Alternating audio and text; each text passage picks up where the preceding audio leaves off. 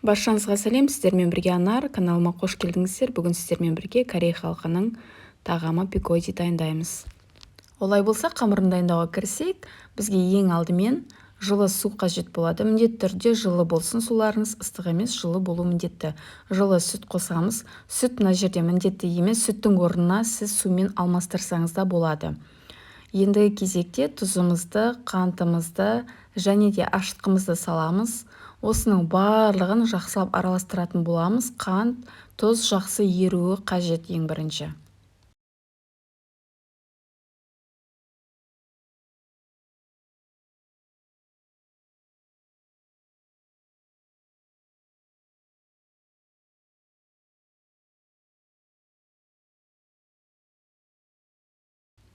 Ендігі кезекте ұнымызды міндетті түрде електен өткізіп салатын боламыз. Ол жақсы көтерілу үшін де, қамырымыз жақсы болып шығу үшін електен өткізіп салғаныңыз дұрыс болады. Ұнды аз-аздан бөліп салатын боламыз. Егер сіз ұнның барлығын салып жіберсеңіз, сіздің қамырыңыз қатты болып шығуы мүмкін, я болмаса ұн өте көп кетуі мүмкін. Сол себепті міндетті түрде аз-аздан бөліп салыңыздар. Осы жерде сұйық майымызды да салып жібереміз. Барлығын жақсылап қолымызбен араластыра отырып илейтін боламыз, қамыр илейтін боламыз. Одан кейін жаңағы үстеліміздің үстіне ұнымызды да сеуіп, столдың үстіне ұнды сеуіп, қамырымызды тағы бір илеп аламыз. Сізде осындай өте жұмсақ, қолға жабыспайтын әдемі қамыр шығады. Осы қамырымызды ыдысымызға салып, бетін жауып, міндетті түрде 1 сағатқа жылы жерге қоямыз. Салмасын дайындауға кірісейік. Ол үшін бізге 40 қабат фарш, жуа, тұз, қарабұрыш, сұйық май, кориандр, сарымсақ, укроп қажет болады.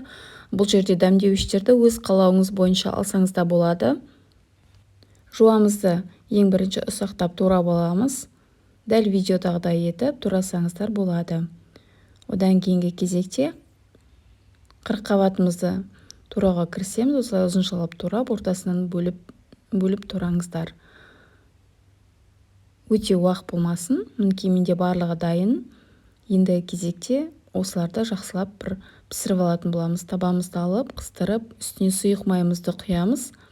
Сұйық майымыз қызғаннан кейін үстіне жуамызбен 40 қабатымызды салып, жақсылап, бетін жаппаймыз. Осылай отта араластыратын боламыз. Беті ашық күйінде осылай 5 минутта араластырып алсаңыздар, одан кейін қазір бетін жауып тағы да пісіріп алатын боламыз. Осы жуамен 40 қабатыңызды 10 минут шамасында отта ұстайсыздар. 10 минуттан артық ұстамаңыздар. Мінекей 5 минут бетін жаппай орташа отта пісіріп алдық. Одан кейін барып дәмдеуіштерімізді салатын боламыз. Тағы да айтып өтейін, дәмдеуіштерді өз қалауыңыз бойынша салсаңыздар болады. Мінекей сарымсағымызды, тұзымызды, кориандр, қарабұрышымызды салып, барлығын жақсылап араластырдық. Енді бетін жауып 5 минутқа тағы да пісіріп аламыз. Міндетті түрде араластырып тұруды ұмытып кетпеңіздер. Мінекей біздің салмамыз дайын болды. Енді астын өшіріп суытуға қоямыз. Біздің қамырымыз мінекей 1 сағат демалды. Өте жақсы болып көтерілген. Енді кезекте тең бөліктерге бөліп пекоди дайындауға кірісетін боламыз. Осылай ұзыншалап мен 50 граммнан есептедім әрқайсысын. Осылай теңдей бөліктерге бөліп аламыз ең бірінші.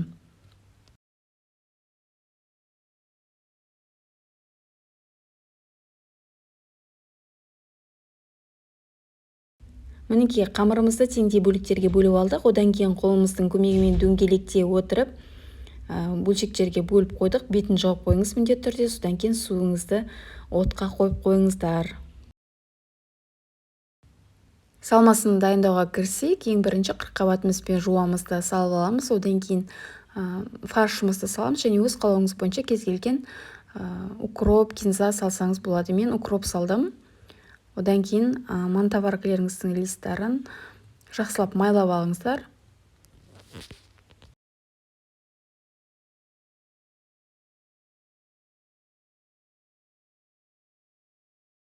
Енді кезекте пекодиларымызды түйетін боламыз. Түйу әдісінде сіздерге көрсетіп өтетін боламын.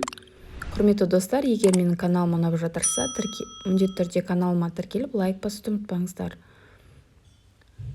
Тура бәліштерді, пирожкилерді дайындағандай етіп, қамырын жайып аласыз. Өте жұқа етпеңіз, орташа қалыңдықта болуы қажет.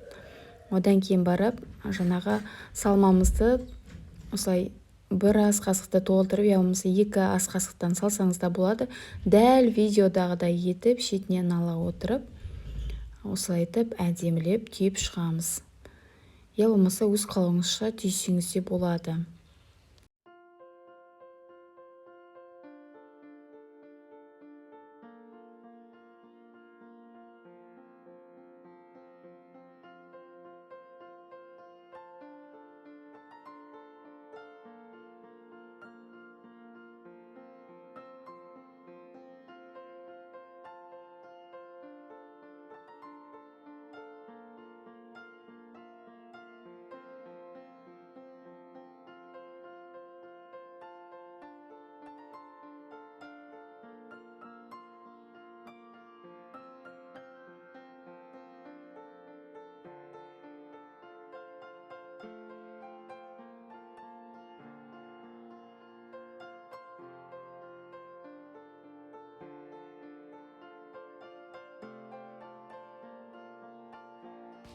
Міндетті түрде бигодиларыңызды бір-бірінен алшақ-алшақ етіп салыңыздар, өйткені олар 2 есеге көтерілетін болады.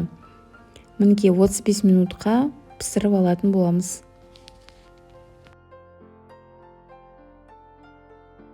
Біздің бигодиларымыз дайын болды.